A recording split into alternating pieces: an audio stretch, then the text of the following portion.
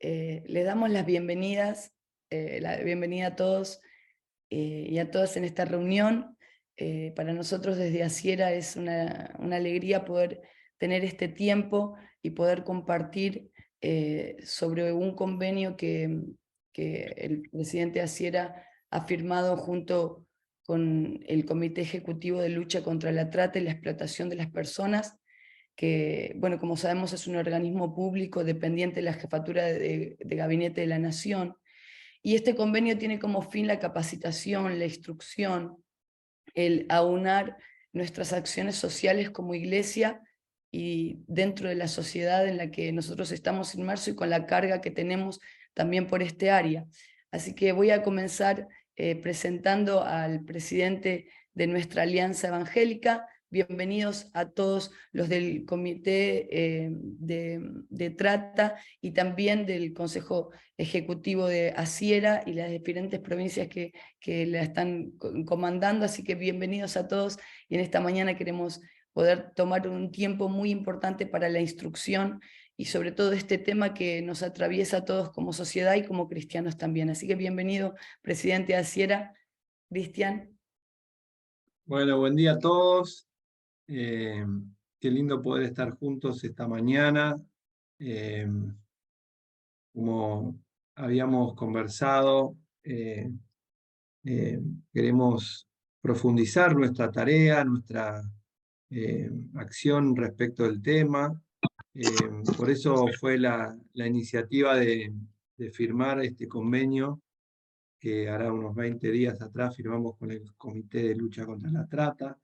Eh, Esta reunión está representada con líderes que están a cargo de las provincias. Yo le voy a pedir que escriban en el chat de qué provincias son, así no podemos darle que todos salen porque se nos va a ir toda la hora, pero la idea es, eh, digamos, en cada lugar donde hay referentes de trabajo, veo ahí que hay ya varias provincias representadas: San Juan, Mendoza, Salta, bueno, hay diferentes municipios que, bueno, trabajar de una manera unida, ¿no? En este gran desafío que tenemos. También tenemos algunos grupos de organizaciones o ministerios, le llamamos, que trabajan el tema específico de la trata. Está por ahí Jane Caldeu, también con muchos años trabajando este tema, haciendo ahí las marchas de Constitución, bueno, antes de que fuera la ley en ese momento. Está también Gabriela de A21, Gabriela Randazzo. Está por ahí Alan de Love Justice, con los monitoreos en las estaciones. Y así varios otros que se están incentivando a trabajar también con algún par de hogares. No sé si está Graciela Jiménez por ahí, trabajando junto con Jane, juntas en el camino. Así que es un privilegio para nosotros. Tengo acompañándome también gente del Consejo Directivo, el secretario general Alejandro Espíndola, por ahí, el director ejecutivo Jorge Gómez, creo que está Marta Rodríguez por ahí, eh, y, y algunos más que se van a ir sumando en esta mañana. Y bueno, para nosotros, como desde el momento que conocí a Gustavo Vera, actual presidente de este comité, eh, estuvimos junto con la doctora Jael Ojuel y Jorge Gómez. eh, yo había estado antes con él y me sorprendió lo que ya conocía por los medios, pero al charlar con él y ver su preocupación por este tema, eh, su profesionalidad, no solamente con él, con Facundo también, pero también con todo el Comité Nacional, que está haciendo un trabajo enorme en atender a esta problemática, en mejorar el proceso de rescate. Bueno, por eso le pedimos que hoy nos diera un panorama. Así que, Gustavo, sin más, quiero darte la bienvenida, agradecerte a vos, a todo el Consejo, todo el Comité de Lucha, todo el Consejo Nacional. Sé que hay lugares, hay diferentes referentes también de las provincias que te acompañan. Gracias por este tiempo. Creo que tenemos un potencial muy lindo en la Iglesia Evangélica. Estamos alineados en en la misma página para enfrentar esto y bueno, creo que tenemos mucho por mejorar, por crecer, así que gracias y adelante.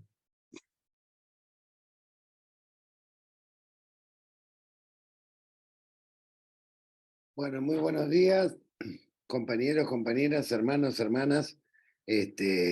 También para nosotros es un encuentro muy importante esta mañana, porque espiritualmente compartimos cuestiones muy esenciales que tienen que ver con la defensa de la dignidad de los seres humanos. Y lo que más afecta a la trata de personas es justamente la dignidad, la vida y la libertad. Tres valores, tres principios por los cuales ustedes desde su lugar, nosotros desde el nuestro, tratamos de luchar y tratamos de defender consecuentemente. Estamos viviendo en un mundo que, como bien dice el Papa Francisco, no utiliza la tecnología al servicio de mejorar las condiciones de vida de la población, sino que al estar concentrado en grupos muy pequeños, va generando una cultura del descarte. O sea, va reemplazando de alguna manera la tecnología por la fuerza humana, no planifica en términos comunitarios, y esto genera un descarte humano. Y en ese descarte humano, en esas periferias afectadas por esta situación productiva, afectadas también por el cambio climático, que las obliga a migrar por razones de pobreza, por razones de desesperación, en ese sector de vulnerabilidad extrema es donde florece el caldo de cultivo para la trata y explotación de personas. La trata, lamentablemente, es el tercer delito más rentable a escala mundial, luego del tráfico de armas y el tráfico de drogas. Factura ilegalmente 150.000 millones de dólares. Tiene que ver, digamos, con una forma de acumulación mafiosa de capital. Tiene diversas modalidades. Puede ser trata con fines de explotación sexual, puede ser trata con fines de explotación laboral, después nos vamos a referir específicamente a esto. Puede ser explotación infantil, puede ser matrimonios forzados, puede ser tráfico de órganos, tejidos y fluidos. Es decir, tiene diversas modalidades, pero tiene un denominador común. Siempre afectan o la dignidad, la vida, la libertad, o todo junto, ¿sí? En los seres humanos. Por supuesto que la trata está vinculada a otro delito, sin el cual no tendría sentido esta forma de explotación. Y está vinculada al lavado de activos. Estamos hablando del tercer delito más rentable, estamos hablando que factura más de 150.000 millones de dólares mundiales anuales, según las estadísticas de Naciones Unidas. Por lo tanto, el combate contra la trata de personas también implica seguir la ruta del dinero, también implica ir por los peces gordos, de manera tal de poder desmantelar de raíz estas redes criminales. Lamentablemente, entre la pandemia y la guerra que atravesamos actualmente, el fenómeno de la trata ha crecido exponencialmente. Los datos de Naciones Unidas es que ahora hemos pasado casi de 40 a más de 50 millones de personas que son víctimas de trata en sus diversas modalidades. Y esto implica para todos nosotros un desafío más allá del lugar que ocupemos en la sociedad civil. Hoy nos toca ocasionalmente estar en la función pública, con la responsabilidad que ello implica, pero durante muchos años y de manera voluntaria, y lo volveríamos a hacer, en el llano, luchamos consecuentemente contra la trata, contra toda forma de esclavitud, e inclusive fuimos víctimas de numerosos atentados, y si no fuera por la protección que tuvimos en su momento de Jorge Mario Bergoglio, con sus misas en Constitución y recibiendo a las víctimas, probablemente yo no estaría acá contándoles esto que les estoy contando. Porque incluso con muchos de ustedes hemos participado en marchas en Constitución, y cuando uno habla de Constitución, recuerda 35 narcoprostíbulos que estaban alrededor de la Superintendencia de la Federal, recuerda que era el lugar de entrada para el tráfico de dominicanas que venían engañadas, y luego eran distribuidas en diferentes redes de trata a lo largo y a lo ancho del país. Recuerda adolescentes que de alguna manera eran enganchados en las adicciones y luego de alguna manera los convertían en mula, pero también los explotaban sexualmente. Recuerda cómo presionaban y coercionaban a los grupos trans, travestis, para que en horario nocturno, cuando no hay policía femenina, vendan estupefacientes, ¿sí? Esto organizado por los patrulleros. Por lo tanto, no era casual que todos los 23 de septiembre, Jorge Bergoglio, junto con la Alameda, junto con el MT, junto con los sacerdotes de las villas, hiciera una especie de misa barra reclamo, ¿sí? En la Plaza Constitución. Habíamos elegido la Plaza Constitución porque de alguna manera concentraba todas las formas de delito y modalidades posibles que había en materia de trata de personas. Y era un monumento también a la complicidad estatal, porque naturalmente la trata de personas no puede ocurrir si no existe una zona liberada, no es lo mismo traficar a una persona, captarla, engañarla, llevarla de un lugar a otro, de un país a otro, de una provincia a otra, con fines de reducirla a servidumbre. Tiene que haber actores estatales que hayan hecho la vista gorda o que hayan engordado sus billeteras. Es decir, pero tiene que haber de alguna manera, o por negligencia o por cohecho, alguna inacción estatal o una acción corrupta estatal que permita que esto funcione. La trata no puede funcionar cuando el Estado está de alguna manera presente, cuando la sociedad civil es consciente. Por eso es muy importante el trabajo de prevención, por eso es muy importante conocer los canales de denuncia, por eso es muy importante saber qué hacer cuando desaparece una persona. Por eso es importante ir actualizándose porque va mutando este delito a medida que lo vamos persiguiendo. Y por eso es tan importante el papel que pueden jugar las iglesias evangélicas que tienen un amplio espectro de sociedad civil, digamos, que cree en valores, que cree en la dignidad humana, que cree que hay que trabajar por la comunión de bienes, como quería Jesucristo, ¿sí? Trabajar en la fraternidad, trabajar en la solidaridad, y esto es todo lo contrario a lo que significa la trata de personas, que es una vulneración gravísima, digamos, de los derechos humanos. Es más, ustedes recordarán que en el año 2014, en la Academia Pontificia, los líderes religiosos de todos los credos del mundo firmaron un documento en el cual se comprometían a tratar de impulsar en sus respectivas áreas de influencia, países, regiones, que la trata sea considerada como un delito grave contra la humanidad. Algo equivalente a lesa humanidad, ¿sí? En términos jurídicos, digamos. O sea que los delitos que están vinculados a la trata de personas no prescriban, que pueda haber condenas, que pueda haber asistencia y pueda haber protección y recuperación de la dignidad para todas las víctimas. Por lo tanto, el trabajo mancomunado del Estado y de la sociedad civil es clave, y nosotros tratamos de fomentar en amplia escala todo tipo de redes al interior del Estado, redes del Estado con la sociedad civil. Cuando hablo del Estado me refiero obviamente a los tres poderes del Estado, legislativo, judicial y ejecutivo, y me refiero a los tres estamentos del Estado, nacional, provincial y municipal. Redes, digamos, con la sociedad civil, con los sindicatos. ¿Por qué? Porque las redes permiten un trabajo mucho más eficaz y por otro lado no podemos enfrentar al crimen organizado desorganizadamente. Este es un crimen que necesita logística. Logística para ir a captar, engañar, transportar, ¿sí? Corromper y esclavizar. Y después lavar activos. Por lo tanto, requiere de toda una organización, requiere de toda una logística y naturalmente cuenta con muchas complicidades. Y la única manera de romper este circuito perverso es a través de la acción mancomunada del pueblo con el Estado, ¿sí?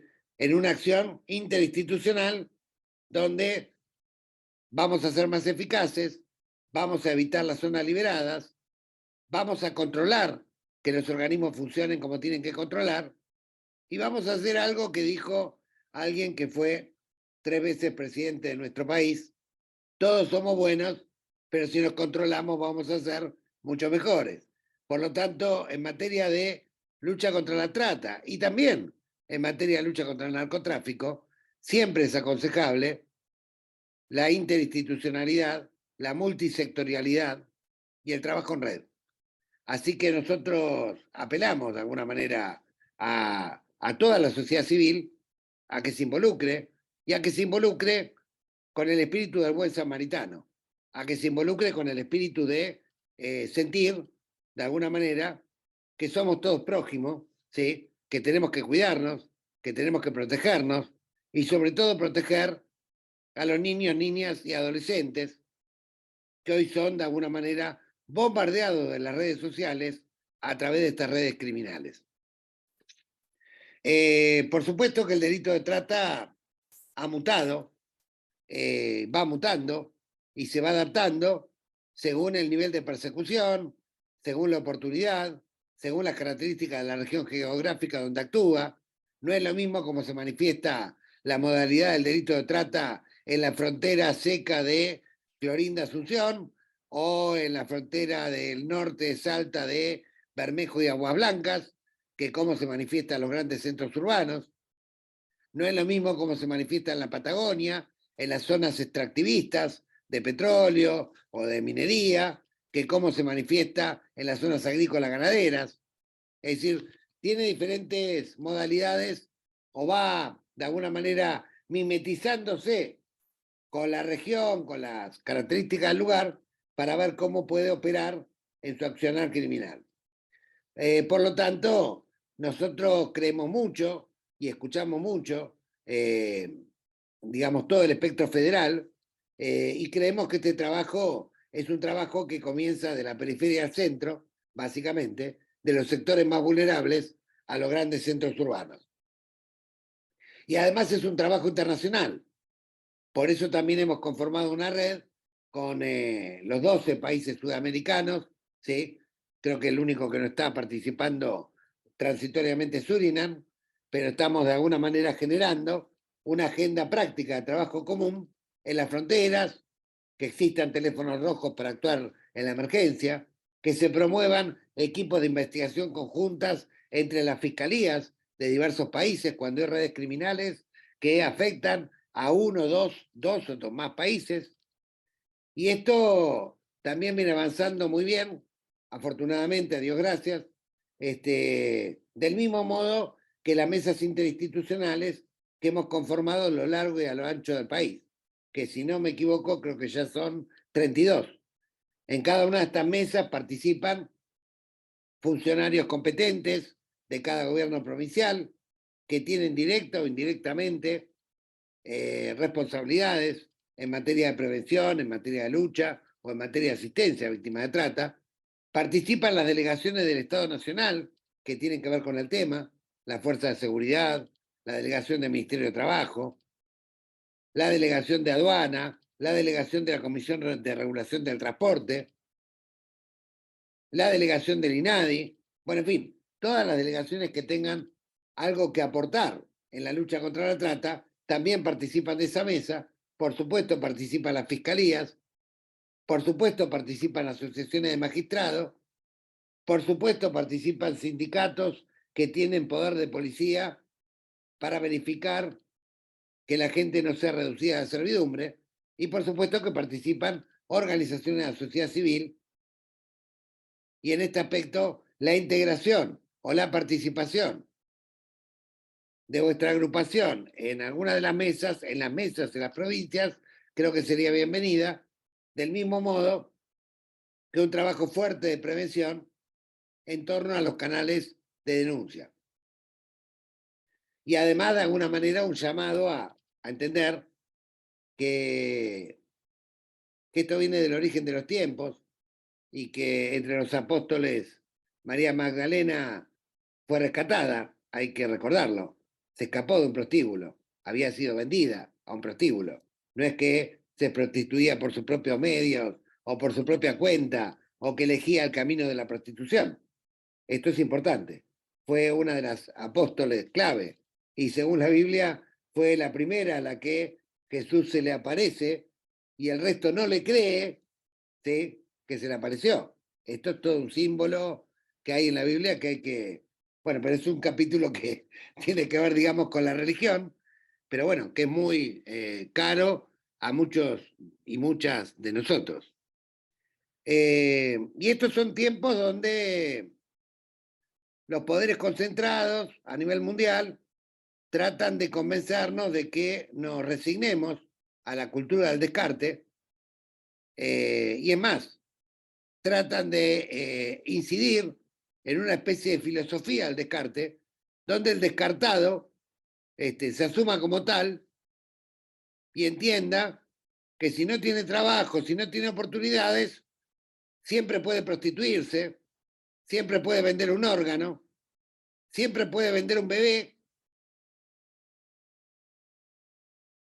Es decir, se está promoviendo desde diversas usinas, que todas las conocemos, fundaciones muy caras, grupos concentrados, de escala internacional, una filosofía donde el descartado tiene que asumirse como tal y entender comercializar su cuerpo, básicamente, ¿sí?, o lo poco que le queda. Por supuesto que nosotros luchamos frontalmente contra esta ideología del descarte y luchamos por una comunión de bienes. Luchamos por la solidaridad, luchamos por la fraternidad, luchamos por de alguna manera, el reconocer como prójimo al herido que está al costado del camino, como hizo el buen samaritano, y por lo tanto tenemos que conformar un bloque, y un bloque fuerte, que va más allá del comité ejecutivo, ¿sí?, y que tiene que ver de alguna manera con todas las personas que creen en el amor al prójimo, sean religiosas o tengan simplemente espiritualidad, todas las personas que deseen vivir en comunidad, tienen respecto a la lucha contra la esclavitud un honor, un deber de alguna manera, una cuestión de honor que tiene que ver con la propia felicidad del pueblo. Quería comentarles que nosotros combatimos la trata y los delitos conexos.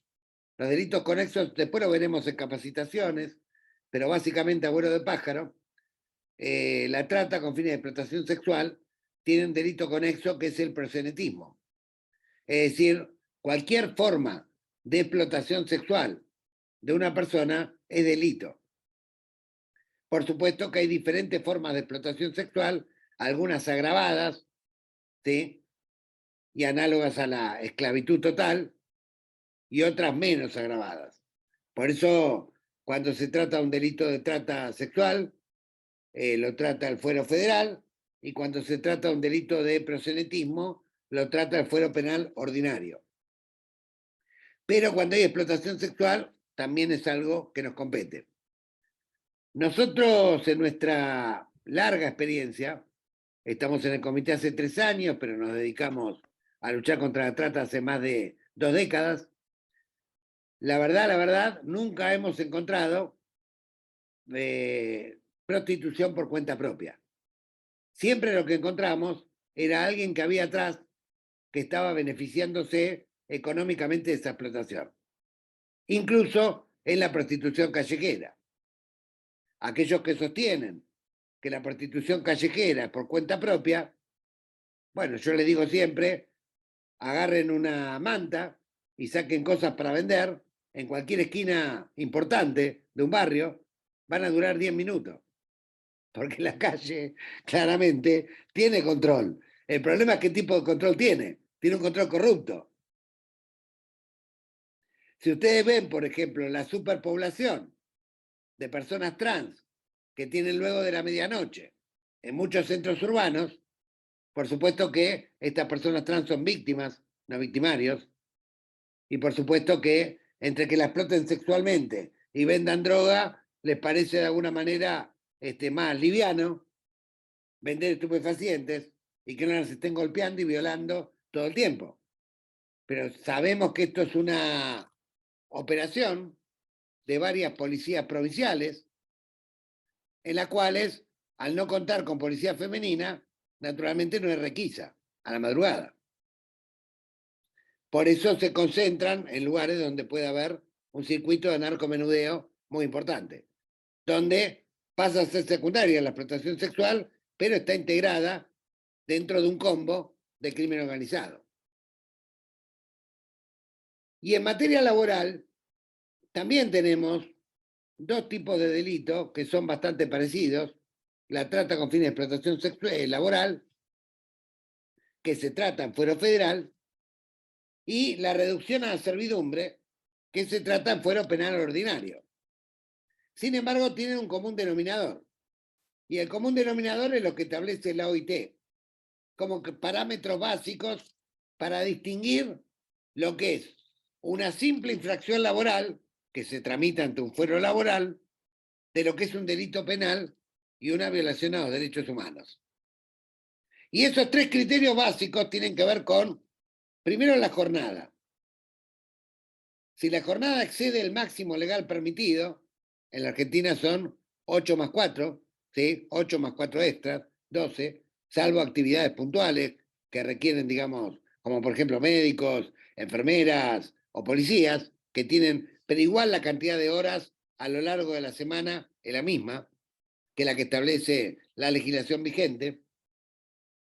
Si excede el máximo legal de horas y no se respetan ni los francos, los feriados, los fines de semana, si se le paga menos del salario mínimo vital y móvil, no ya el salario que le corresponde por el convenio de la actividad, sino menos del salario mínimo vital y móvil que rige en ese país, y si además trabaja en condiciones degradantes, desde el punto de vista de las condiciones de higiene y seguridad, desde el punto de vista de la vivienda, desde el punto de vista de la alimentación, desde el punto de vista de la falta o la poca agua potable, si se dan dos de estas tres condiciones, estamos frente a un delito penal, ¿sí? O sea, en relación a la jornada, en relación al salario y en relación a las condiciones de trabajo y de hábitat si fuera una explotación en el ámbito rural, por ejemplo. Lo que diferencia a la trata laboral de la reducción a la servidumbre es que la trata laboral además viene precedida por captación y engaño en un lugar y traslado hacia otro lugar, que puede ser interprovincial, o puede ser de un país a otro, o puede ser de un continente a otro. Entonces aparece más agravado. Pero sustancialmente, esos tres parámetros se encuentran tanto en la trata laboral como en la reducción a la servidumbre. Es algo que tenemos que tratar de estudiar bien. Nosotros vamos a darles una capacitación bastante exhaustiva sobre el tema, sobre todo teniendo en cuenta que el año pasado fue la primera vez en la historia de las estadísticas sobre rescates de víctimas de trata en el mundo, donde la cantidad de personas rescatadas de la trata con fines de explotación laboral fue mayor a la cantidad de personas rescatadas de la trata con fines de explotación sexual. ¿Sí? Por lo tanto, hay una tendencia creciente en esta dirección. Y después lo que tenemos que también trabajar mucho en materia de capacitación son todo lo que tiene que ver con sistema de búsqueda de personas. Vamos a proporcionarles un curso con las personas que están especializadas en el Ministerio de Seguridad en este tema. O sea, ¿qué hacer concretamente en la práctica cuando desaparece una persona? Digamos, ¿cuáles son los mecanismos más ágiles, más rápidos para poder buscarla? Teniendo presente que cuando desaparece alguien, máxime si se trata de un niño, niña o adolescente, siempre hay que de alguna manera suponer que ocurrió lo peor. Para lo mejor ya estamos preparados. Por lo tanto, tiene que ir siempre a fuero federal. Tiene que ir siempre a la línea 145 para que intervenga la Fiscalía Antitrata a nivel nacional. ¿Por qué? Porque de esa manera la búsqueda involucra a un montón de agentes del Estado como Migraciones, la Comisión de Regulación de Transporte, todas las fuerzas federales, el personal que está en la frontera, para que la búsqueda sea intensiva a lo largo y a lo ancho del país. ¿Sí? Es un gran problema cuando desaparece una persona y se denuncia en una comisaría y la causa duerme 48 horas y se pierde un tiempo valiosísimo. Y es también una pérdida de tiempo cuando va a un juzgado provincial que te lo caratula de antemano, a priori, como averiguación de paradero y no busca. ¿Sí? Ustedes saben que hubo una provincia donde se buscó una niña, Guadalupe, 8 meses por la justicia provincial, 8 meses por la justicia provincial, y era algo que tendría que haber sido desde el primer minuto tomado por la justicia federal. Es decir, ¿por qué? Porque la justicia federal mueve un montón de herramientas que la justicia provincial no puede mover. Es simplemente 3 números, 1, 4, 5. Y si no te funciona el 145 porque está muy congestionado en ese momento, abajo tenés el WhatsApp del comité donde inmediatamente le llevamos la denuncia al Ministerio Público Fiscal. Es decir, pero en esto hay que actuar rápido y a tiempo. La sociedad, ustedes saben que ha tomado conciencia en estos años y hoy no es indiferente a la desaparición de personas. De hecho, rápidamente en las redes lo empiezan de alguna manera a difundir. Y esto es una buena noticia, porque antes existía la mala costumbre de que la policía diga hay que esperar 48 horas y después vemos. Y no, 48 horas no hay que esperar. Esas 48 horas son claves.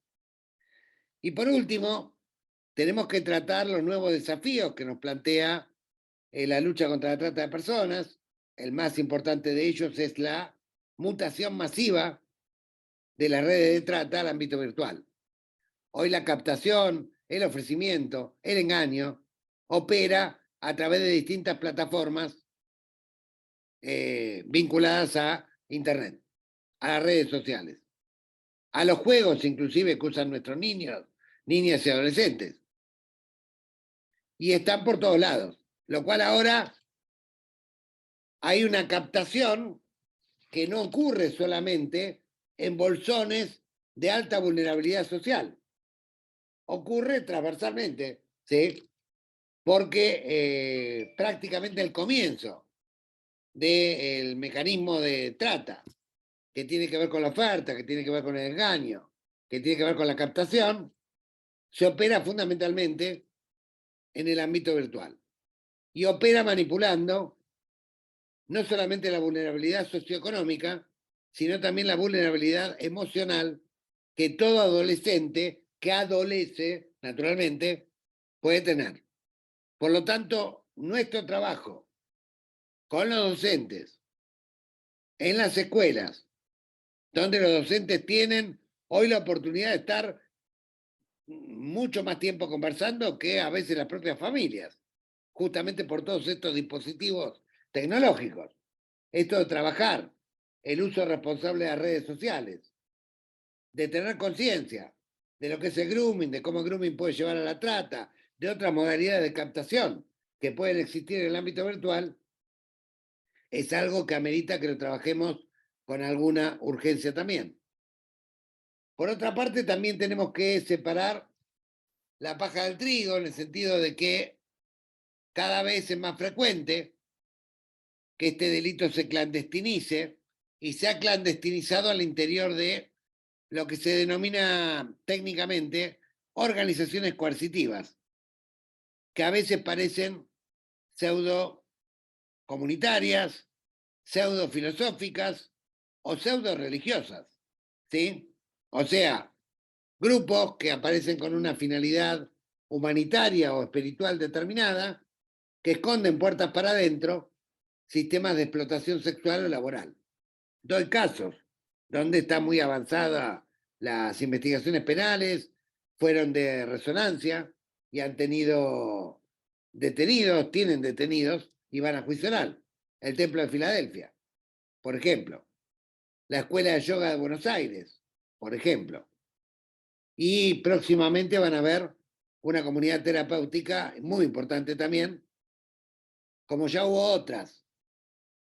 La que se encontró en Moreno, otra que se desmanteló en Concordia, otra en el sur de la provincia de Buenos Aires, todas con una característica en común. Aprovechando la desesperación de los familiares que tienen hijos en situación de adicción, para ofrecerles un lugar de recuperación, pero resulta que después la recuperación se transforma en una reducción a la servidumbre, a veces en explotación sexual, a veces en corrupción de menores. Bueno, en fin, estas situaciones también están existiendo, como también están existiendo prostíbulos que se disfrazan de cualquier cosa. Hemos encontrado prostíbulos en clubes de bocha, en peloteros, en los lugares más insólitos. Justamente porque ha tenido éxito la lucha que dio el pueblo para cerrar los prostíbulos. Y hoy en la Argentina es poco frecuente encontrar prostíbulos a la luz del día. Hay muchas leyes, yo fui autor de la Ciudad de Buenos Aires, que han derogado todas las normas que habilitaban whiskerías y cabaret truchas que escondían situaciones de explotación. Bueno, entonces se han trasladado mucho a los departamentos. Ahora, no piensen que los departamentos pueden existir si no hay un nivel de complicidad también estatal. Porque en un departamento, por empezar, ya los vecinos empezarían a hacer denuncias por ruidos molestos, por escenas obscenas en la escalera, por gente borracha o drogada, cuando ellos llevan a los chicos a la escuela. Entonces, ¿qué pasa? ¿Por qué no se allanan el departamento? Porque naturalmente hay una complicidad con la comisaría del barrio y a veces hasta con el portero, vía comisaría del barrio. Es decir, no puede existir la trata si el Estado está presente. Y menos todavía si el Estado está presente accionando mancomunadamente con la sociedad civil. Entonces digo, y esto no es responsabilidad solamente del gobierno, también es responsabilidad de la justicia, en gran escala. Hay fallos judiciales que han sido memorables y hay fallos judiciales que han sido bochornosos.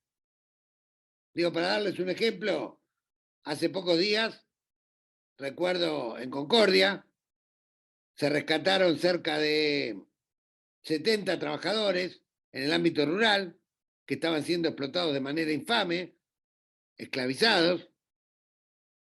Esto fue por orden de la fiscalía y cuando llega al juzgado, el juez resuelve declararse incompetente y pasa la causa a un fuero laboral con el argumento de que la denuncia comenzó con uno de los trabajadores que llamó desde un celular.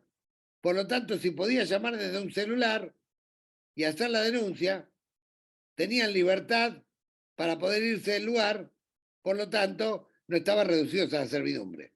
Este disparate que están escuchando lo dijo un juez de Concordia. ¿Sí? Afortunadamente ahora hay algunos fallos de la Cámara de Casación Penal Federal que están marcando alguna jurisprudencia. A los que más les interesa el tema podemos trabajar después el fallo sobre los Percara, que hubo en Corrientes, donde se revocó la absolución de explotadores, otro fallo que hubo que se llama Baracali, la causa Baracali, el 28 de diciembre pasado, que también revocó otro sobrecimiento. Y esto tiene que ver de alguna manera con que hay una mayor preocupación y presión internacional para que los países pongan el foco en la lucha contra el trabajo forzado. Y esta presión viene de Naciones Unidas, de la Organización Internacional para las Migraciones, de la Organización Internacional del Trabajo, y en buena hora que venga. Porque recuerdo, acá veo de alguna manera allá, por ejemplo, recuerdo que cuando denunciábamos trabajo esclavo hace 10 años, nos miraban como locos, como diciendo, ¿qué están diciendo? Esto no existe.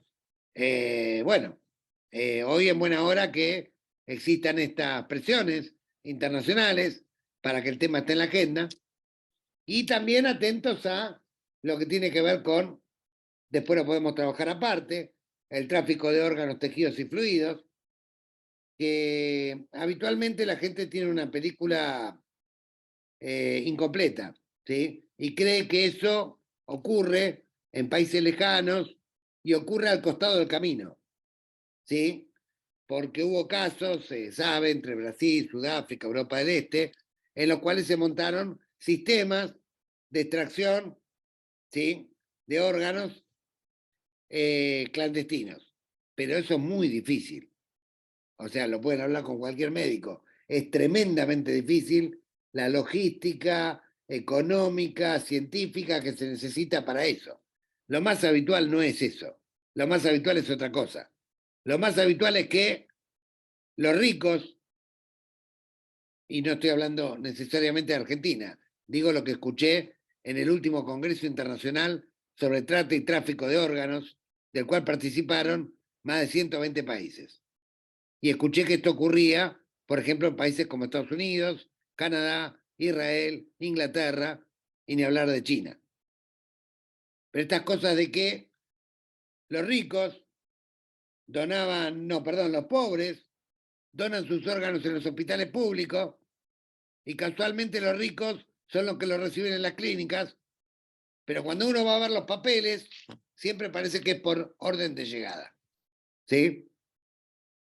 Y quiero contarles también que España es considerado el sistema más transparente del mundo en materia de trasplante y donación de órganos. Es más, la población española es la que más dona órganos de todo el planeta porque confía en el sistema, porque el sistema tiene una clave.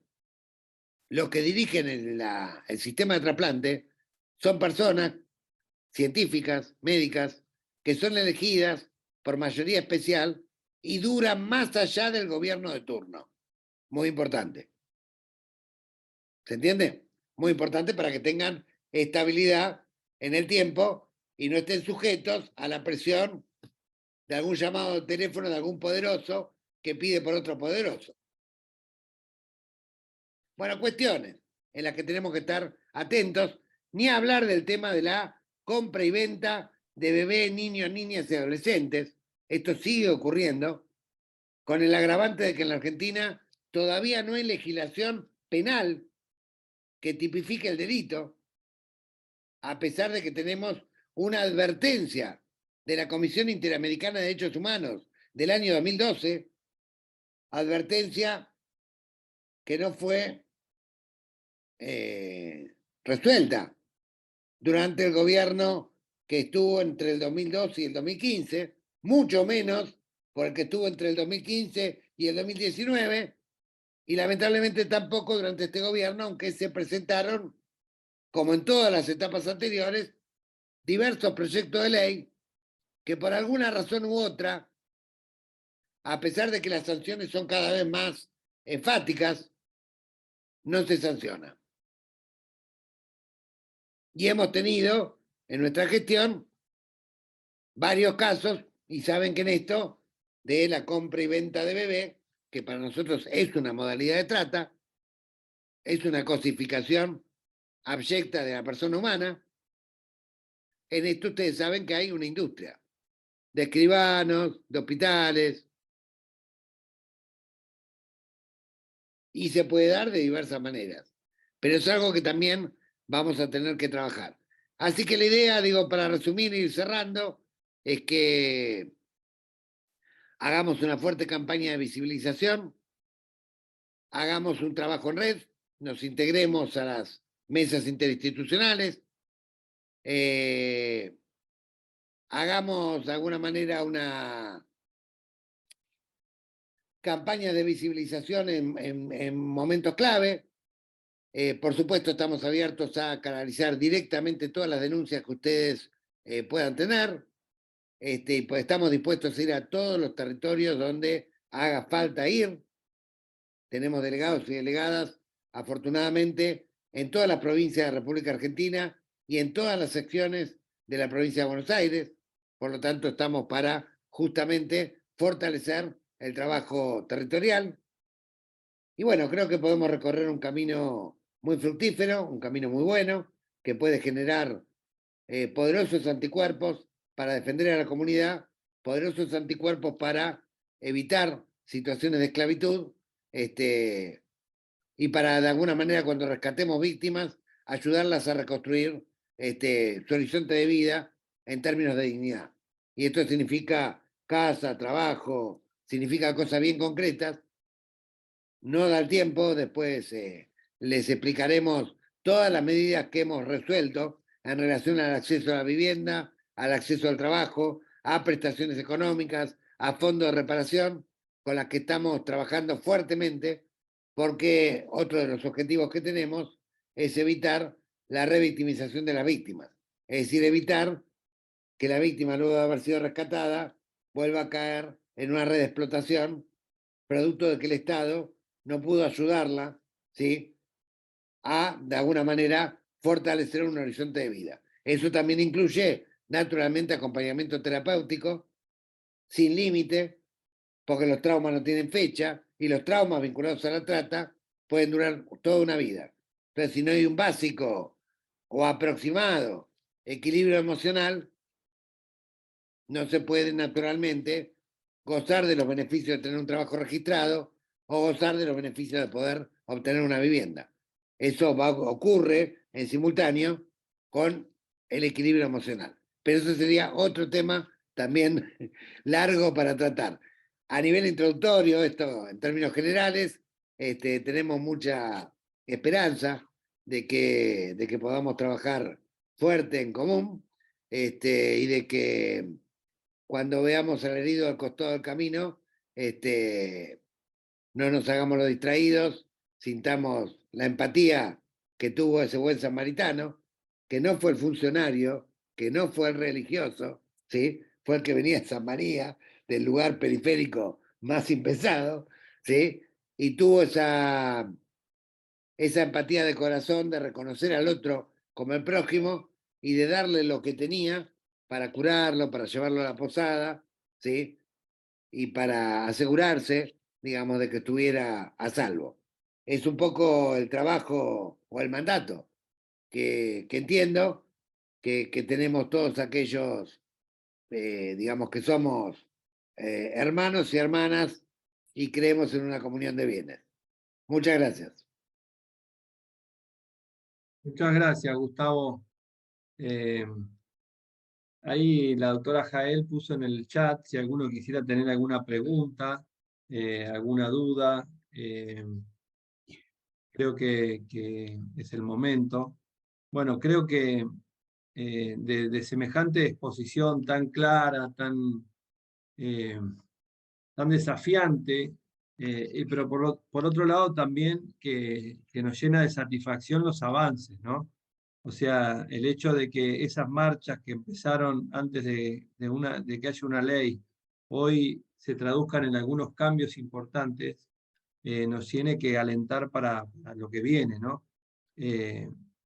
Entonces, creo que no es casualidad, Gustavo, que hoy estés donde el Señor te puso, no solamente a vos, sino veo que hay un equipo enorme de gente trabajando en cada provincia, y de seguro vamos a conectar a cada organización, a cada grupo de iglesias en cada provincia que tenemos desde Asiera para trabajar mancomunadamente en esto, ¿no?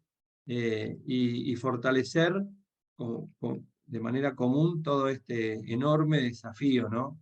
Que, como decís, no solamente es la trata sexual, el tema laboral, que es tremendo, pero también este tema desafiante que acabas de nombrar, de la venta de bebés, que se habla públicamente como que algo que está bien en los medios de comunicación. Ayer lo veía, queriendo justificar por el retraso que hay en la ley de adopción, que se compren bebés, ¿no? Entonces, y estaba nada más y nada menos que el ministro de Seguridad de la provincia, en el medio del mismo canal de televisión. O sea, una cosa de locos, ¿no? Pero es un tema, si el tema de trata fue difícil, creo que este tema también va a ser un tema complejo, pero que hay que estar parado del lado de los valores. Nos sostiene la fe, y nos sostiene la justicia, y nos sostiene la verdad.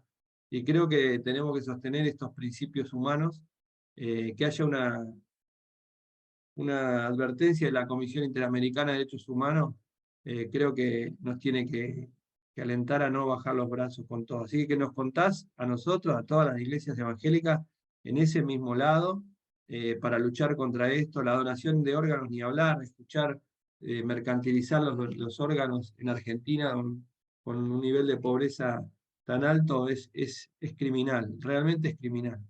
Pero bueno, por eso ahí están los valores de, como vos decís, ¿no? De el mismo que incentivó a un buen samaritano a ayudar, ¿no? Si bien fue una parábola que hizo Jesús para hablar de que no hace falta tener determinada religión para hacer el bien, ¿no? Para amar al prójimo. Creo que nos motiva justamente, cuando hay un valor que nos motiva desde adentro, tiene que ser mucho mayor el esfuerzo y mucho mayor el aporte que hagamos. Yo no sé si alguno tiene alguna pregunta. Fíjense, en el chat están los teléfonos de cada comité, de cada encargado de cada comité de las provincias. Luego vamos a hacer un listado con los teléfonos y se lo vamos a hacer llegar. Pero si lo quiere copiar ahí, muchos ya lo pusieron ahí. La idea que, como decía el director, es participar en cada provincia, ser parte de estas mesas de trabajo, de comunicación, de información, que en cada iglesia de la Argentina se sepa lo que es el 145, se trabaje el tema este tema de WhatsApp, yo no lo sabía, creo que es muy importante para la acción inmediata, porque a veces uno llama y no sabe qué respuesta va a haber del otro lado. El hecho de saber de que va a haber una respuesta inmediata es una garantía muy importante. Así que no sé si a alguno le quedó alguna duda. Primero agradecer a los delegados y a las delegadas que estuvieron escribiendo en el chat. Muchísimas gracias por su aporte. Gracias, Gustavo. Verdaderamente, yo desde el día que tuvimos esa reunión particularmente quedé muy impactada, sobre todo por el esfuerzo, el trabajo, la responsabilidad y el compromiso de amor, primeramente, ¿no es cierto?, por el trabajo que estás realizando. Así que verdaderamente es muy enriquecedor y también nos llena de carga y de convicción a nosotros también. Hay una preguntita, pero por ahí no sé si alguno la puede responder. ¿Cómo se puede participar de las mesas? Es a través de los teléfonos y que vamos a ir dando en el Excel, Facundo, perdón, o Gustavo. Es porque alguien pregunta cómo podemos participar de las mesas. Es a través del Excel que vamos a enviar con los Sí, mails. exacto. Sí, bueno, aprovecho para saludar y agradecer el tiempo y el espacio. Es exacto, ahí lo que quedamos un ratito antes de que comience este Zoom, y de paso para que sepan tanto los delegados y delegadas como los integrantes de Asiera, es que les vamos a enviar un Excel donde está el nombre y el contacto de cada uno de los delegados y delegadas por provincia, de forma tal que ustedes puedan comunicarse con ellos. La idea de esta reunión, como explicó Gustavo y explicó Cristian al inicio, es que sea el puntapié y que después se vayan desarrollando las actividades propias de cada provincia.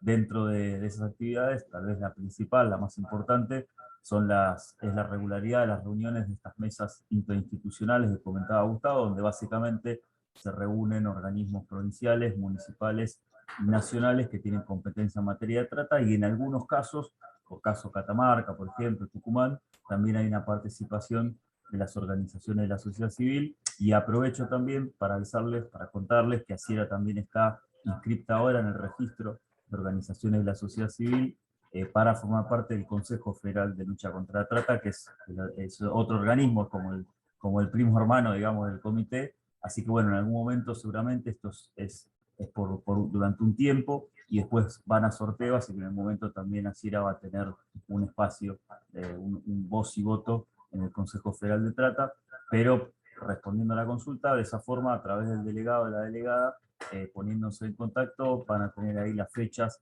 de reunión de las mesas interinstitucionales y del resto de las actividades que haya por provincia.